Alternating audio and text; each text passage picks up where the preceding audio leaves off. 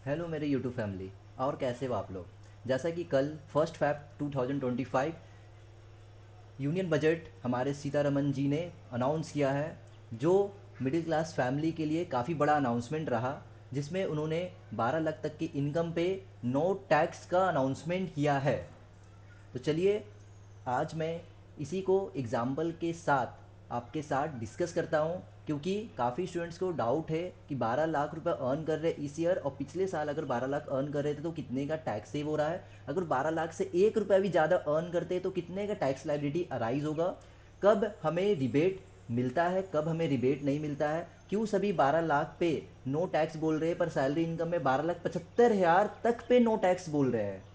चलिए, सबसे पहला एग्जांपल, अगर कोई इंडिविजुअल 12,75,000 पर अर्न करता है सैलरी इनकम, तो 12,75,000 पे कोई भी टैक्स अराइज नहीं होगा। कैसे? क्योंकि 12,75,000 में 75,000 की स्टैंडर्ड डिडक्शन अलाउ होती है सैलरीड इंप्लॉई को।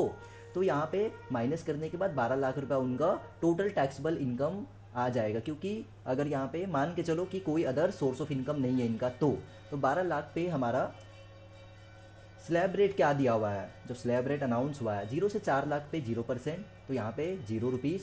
4 से 8 लाख पे 5%, तो 20,000 रुपया।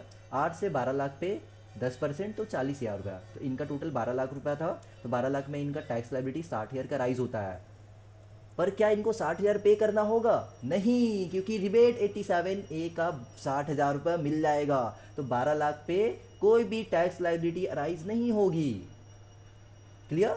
लेकिन अगर आप 12 लाख 1 रुपया भी अर्न करते हो, 1 रुपया भी आपकी सैलरी इनकम बढ़ जाती है, तो आपको टैक्स पे करना होगा। कैसे? तो यहाँ पे मैं डिस्कस करता हूँ सेकेंड एग्जाम्पल में, कि अगर उसका सैलरी 12,75,000 1 रुपया है, तो स्टैंडर्ड डिडक्शन तो 75,000 ले लेगा। तो 12 लाख 1 रुपया उनका नेट सैलरी आएगा, कोई अदर सोर्स ऑफ इनकम नहीं है, जीरो। तो ग्रॉस टोटल इनकम 12 लाख 1 रुपया। पर कोई भी डिडक्शन 80C से 80U में न्यू टैक्स रिजिम में अलाउ नहीं होता है, दैट्स वाई यहाँ पे ये जीरो रहेगा। एक्सेप्ट कुछ अलाउ होते हैं, तो वो कभी फ्यूचर में हम लोग डिस्कस कर लेंगे। तो टोटल टैक्सेबल इनकम 12 लाख 1 रुपया हो गया। तो अब देखिए यहाँ पे 0 से 4 लाख पे जीरो, 4 से 8 लाख पे 20,000, 8 से 12 लाख पे 40,000, अब 12 से 16 लाख पे इनका 12 लाख 1 रुपया था ना, तो 1 रुपये पे 15%, तो 0.15, तो 15 पैसा। तो टोटल लाइबिलिटी, टैक्स लाइबिलिटी कितना आया? 60,015 पैसे। पर क्या यहाँ पे रिबेट मिलेगी? नहीं, नहीं मिलेगी। क्यों? क्योंकि इनका इनकम 12 लाख 1 रुपया है। 1 रुपया भी अगर बढ़ता है ना 12 लाख से, तो कोई रिबेट 87A का नहीं मिलता है। दैट्स वाई इनको यहाँ पे टैक्स पे करना होगा। कितना पे करना होगा? 60,015 में HC 4% ऐड करेंगे, तो 62,400 का टैक्स लाइबिलिटी अराइज हो जाएगा। तो आप देखो, 1 रुपया इनकम बढ़ने से 62,400 की नेट टैक्स लाइबिलिटी इंक्रीज हो गई। तो 12 लाख तक में हम जीरो पे कर रहे थे, 12 लाख 1 रुपया में हम 62,400 पे कर रहे हैं। तो क्या आपको समझ में आया? कमेंट करके हमें ज़रूर बताएं। चलिए, अब मैं इसको कंपैरिजन करता हूँ प्रीवियस ईयर से। प्रीवियस ईयर में अगर हम लोग 12 लाख रुपए अर्न कर रहे थे, तो कितना हम लोग टैक्स पे कर रहे थे? तो पिछले साल अगर 12 लाख रुपए हम लोग अर्न कर रहे थे, तो सबसे पहले 75,000 की स्टैंडर्ड डिडक्शन हम लोग ले लेंगे। तो 12 लाख रुपया नेट सैलरी, कोई अदर सोर्स ऑफ इनकम नहीं है, कोई डिडक्शन नहीं मिलेगा एक्सेप्ट सब डिडक्शन। तो यहाँ पे 12 लाख रुपया हो गया। तो 12 लाख पे पिछले साल का जो स्लैब रेट था वो अलग था। तो स्लैब रेट 0 से 3 लाख पे 0%, जीरो। 3 से 7 लाख पे 5%, 20,000। 7 से 10 लाख पे 10%, तो 30,000। 10 से 12 लाख पे 15%, तो 30,000। तो टोटल 80,000। तो 80,000 पे क्या रिबेट पिछले साल मिल रहा था? नहीं मिल रहा था, क्योंकि पिछले साल रिबेट 7 लाख तक में ही मिलेगा। पिछले साल अगर आप 7 लाख रुपए अर्न करते हैं तो कोई टैक्स पे करने की जरूरत नहीं है, पर 7 लाख से ज्यादा अर्न करते हो तो कोई रिबेट नहीं मिलेगा, टैक्स पे करना पड़ेगा आपको। तो यहाँ पे कोई रिबेट नहीं मिलेगा हमें। और HC 4% ऐड कर देंगे, तो 83,200 की नेट टैक्स लाइबिलिटी पिछले साल अराइज हो रही थी। मीन्स इस ईयर 12 लाख कमा रहे हैं तो टैक्स कितना पे करना हो रहा है? जीरो। पिछले साल 12 लाख रुपए कमा रहे तो टैक्स कितना पे करना पड़ रहा था? 83,200। तो हमारा नेट में टैक्स की कितनी सेविंग हुई? तो नेट में देखो, अगर पिछले साल से कंपैरिजन करेंगे तो 83,200 की टैक्स में बचत हुई हमारी।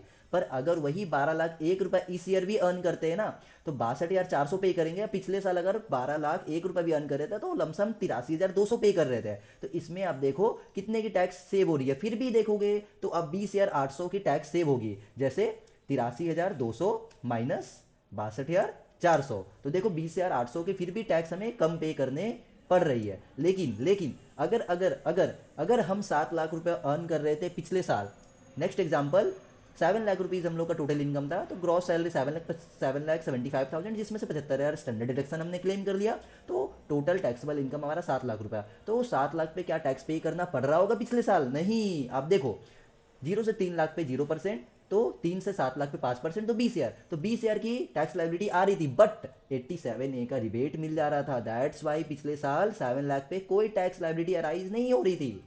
Clear? Now next example, example number 3। अब आते हैं पीजीबीपी इनकम पे। अगर 12 लाख रुपए पीजीबीपी इनकम है इस ईयर में अगर पीजीबीपी इनकम 12 लाख है, स्टैंडर्ड डिडक्शन तो इसमें नहीं मिलता है, तो स्टैंडर्ड डिडक्शन तो हम हटा ही देते हैं। तो 12 लाख पे हम लोग को कितना टैक्स पे करना होगा? जीरो, क्योंकि रिबेट मिल जाएगा। पर वही देखो, 12,75,000 रुपये अगर सैलरी इनकम अर्न कर रहे हैं तो हम लोग को जीरो टैक्स पे करना है। तो आप समझे, पीजीबीपी में स्टैंडर्ड डिडक्शन का कोई कॉन्सेप्ट नहीं है। दैट्स वाई पीजीबीपी 12 लाख रुपए अगर अर्न करते हो तो कोई टैक्स नहीं, पर सैलरी में अगर जाते हो तो 12,75,000 तक में कोई टैक्स पे करने की जरूरत नहीं है। लेकिन अगर आओ पीजीबीपी में ही 12 लाख 1 रुपये भी अगर अर्न करते हो तो वापस से आपको 62,400 का टैक्स लाइबिलिटी अराइज हो जाएगा, और आपको इतना पे करना होगा। जो हमने ऊपर भी सेकेंड एग्जाम्पल में देखा कि 12 लाख 1 रुपये भी अर्न कर रहे थे तो 62,400 रुपये हमको पे करना पड़ रहा था। मीन सैलरी में भी 62,400, पीजीबीपी में 62,400 आपको टैक्स पे करना होगा अगर 12 लाख 1 रुपये भी आपका हो जाता है तो।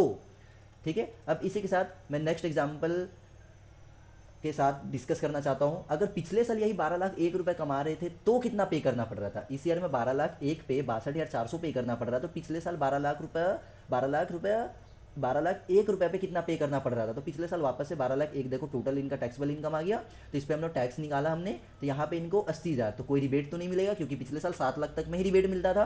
तो एच ऐड करने के बाद नेट टैक्स लाइबिलिटी 83,200, तो नेट टैक्स लाइबिलिटी 83,200 रुपया पे करना है।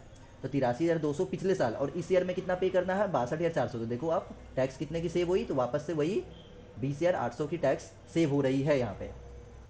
चलिए एक और हमारा लास्ट एग्जांपल के साथ मैं डिस्कस करता हूँ, जिसमें आप 25 लाख रुपए इस ईयर कमा रहे हो तो कितना टैक्स पे करना होगा, लास्ट ईयर 25 लाख कमा रहे थे तो कितना टैक्स पे करना पड़ रहा था। सपोज आपका सैलरी इनकम है 25,75,000, तो वापस से 75,000 का स्टैंडर्ड डिडक्शन आपने ले लिया, तो 25 लाख रुपए आपका टोटल टैक्सेबल इनकम आ गया। तो इस ईयर अगर 25 लाख आप कमा रहे हो तो वापस से आपको रिबेट तो नहीं मिलेगा, बट इस ईयर में आपका जो स्लैब रेट है वो चेंज हो गया ना। पिछले साल देखो 0 से 3 लाख पे 0% था, 3 से 7 लाख पे 5% था, 7 से 10 लाख में 10% था, ठीक है, 10 से 12 लाख में 15% था, 12 से 15 लाख में 20% था, अब 15 लाख से अब 30% था। इस बार देखोगे आप स्लैब रेट तो 0 से 4 लाख पे 0% है, 4 से 8 लाख पे 5% है, 8 से 12 लाख पे 10% है, 12 से 16 पे 15% है, 16 से 20 पे 20% है, 20 से 24 पे 25% है, और अब 24 लाख पे 30% है। स्लैब रेट चेंज हुआ ना, तो स्लैब रेट चेंज हुआ तो टैक्स भी चेंज होगा। दैट्स वाई अगर इस ईयर 25 लाख कमा रहे तो आपका देखो 3 लाख 30 हज़ार में एच ऐड करने पे 3,43,200 का टैक्स लाइबिलिटी ही आएगा। अगर वही पिछले साल 25 लाख कमा रहे थे तो 4,40,000, कोई रिबेट तो मिलेगा नहीं हमें, तो 4,40,000 पे एच ऐड करेंगे तो 4,57,600। देखो पिछले साल कमा रहे थे 4,57,600 का टैक्स गवर्नमेंट को पे कर रहे थे, इस ईयर 25 लाख कमा रहे तो 3,43,200 का टैक्स पे करना होगा। तो आप देखो वापस से नेट में टैक्स कितना सेव हुआ, 1,14,400 का, 4,57,600 में माइनस करेंगे 3,43,200, तो 1,14,400 का टैक्स का सेविंग हो रहा है। तो हाँ, हम बोल सकते हैं कि इस ईयर मिडिल क्लास फैमिली के लिए काफ़ी राहत है, उन्हें टैक्स कम पे करना होगा। निर्मला सीतारमन ने जो बजट अनाउंस किया है वो मिडिल क्लास फैमिली के लिए ही किया है उन्होंने।